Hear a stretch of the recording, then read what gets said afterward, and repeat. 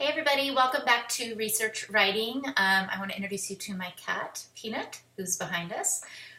She is very old and she often sits and stares at pillows like she is right now. So she may be in some other videos in the upcoming weeks.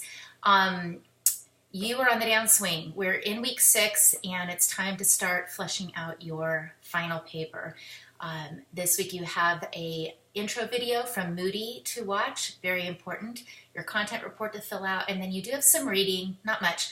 You have chapter 11 of Lester and chapter 12 of the Moody supplement, which is really good, so don't skip that. It's very helpful. I'm going to talk about some things a little bit later in this video. You have a couple of videos to watch about blending quotations and integrating sources into the text of your paper using MLA style.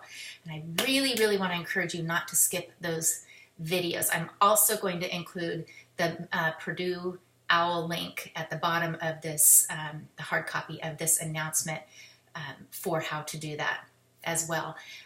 It's important to watch because it'll help you get a better idea, especially if you're wrestling with this, with how to not only blend in your the information that you're citing, but also to cite it correctly.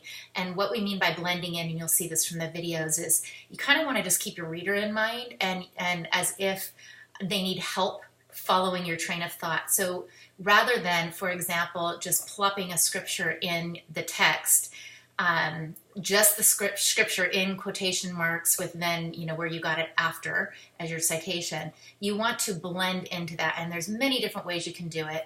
But it could be as simple as the Apostle Paul said, comma, quotation mark. But you want to lead into whatever it is you're citing. Or the article titled da-da-da-da-da said, and then quotation marks. So it's just a simple phrase or a transition word that helps your reader follow your train of thought. Also, you want to watch these videos because they're going to help you understand how to correctly cite your parenthetical citations. So make sure that you pay attention to those. The supplement highlights some common issues found in academic writing, and one of those issues is colloquial language, which is basically common language. And I see it often in student writing, but be encouraged. I see it all the time when I'm editing the books that I edit that go to print. I think it's just something that we don't even realize we're doing. And colloquial language is basically, it's how we talk. It's very common language.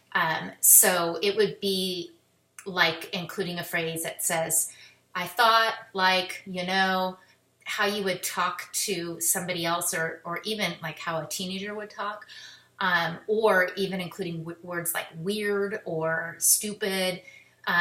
You want to use higher level language, academic language. That includes staying away from contractions such as can't. You would want to spell that out. Cannot, would not, should not. Don't contract them to can't, should, shouldn't, wouldn't. And you want to avoid addressing the reader directly, otherwise known as using second person. So you want to avoid saying something like, you should really pay attention to XYZ. The word you or your is addressing the reader directly. You want to keep it third person. We've kind of been talking about that throughout this class. You also want to avoid, as we've been talking about, using first person I think, or I believe. And then another thing that the supplement points out, which is good to pay attention to, are absolutes, like using words like all or everyone, because then you're making a statement that's bigger than usually what the facts are stating. So it's better to use words like most or some. Most people think, some people think. Just avoid kind of that generalization. Okay, so let's move on to your final paper. 6 to 8 pages long.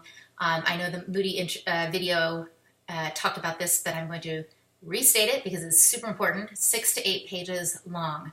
Not 5, not 9. Somewhere in between 6, 7, and 8. And that does not count your prefatory or your introductory material. That does not count your title page. That does not count your outline or your proposal. Oops, sorry. It's only the body text. So your paper itself, the body text is six, 7, or 8 pages. When you submit this assignment, now that you know how to paginate, you're going to include the pagination correctly on your submission this week. And if I still see some issues with how that's done, I'll note it. I'm not going to be so much concerned about the content for this assignment because this is really your first draft. I just want you to get the information out and start working on blending your quotations and your citations in, and correctly citing within the text. Checking for MLA format, correct pagination, margins, font, style, and size. You've pretty much been doing this the whole class. Making sure that you have the correct order of your paper, that all parts are included, and then just getting your thoughts out on paper. It doesn't have to be perfect. Again, it is a draft. I just want to make sure that you have all of those pieces.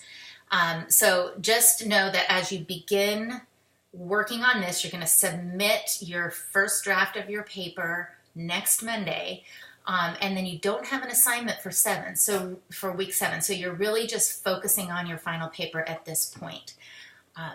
So like the Moody introductory video said, I would get started on it soon. Don't leave it till the last minute. You have information that's fresh in your mind, so get working on it now.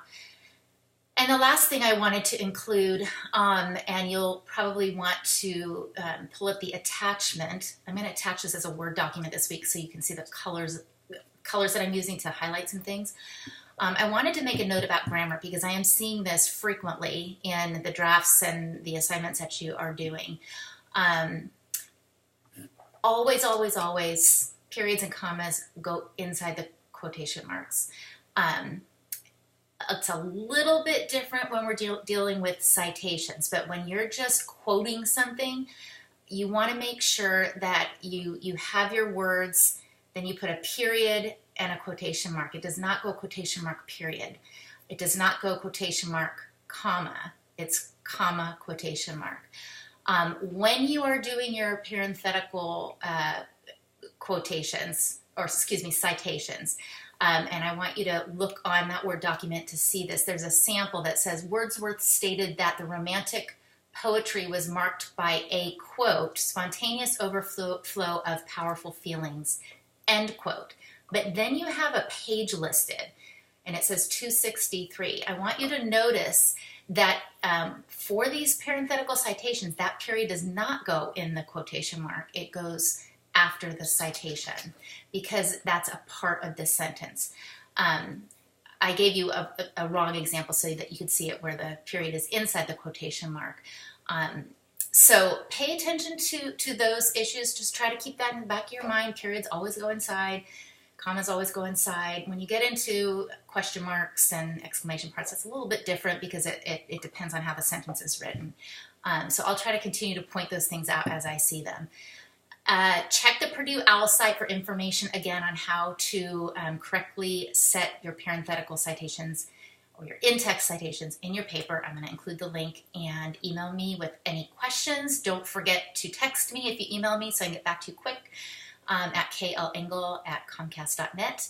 And good luck as you start writing your paper this week. And as always, I'm praying for you. Bye.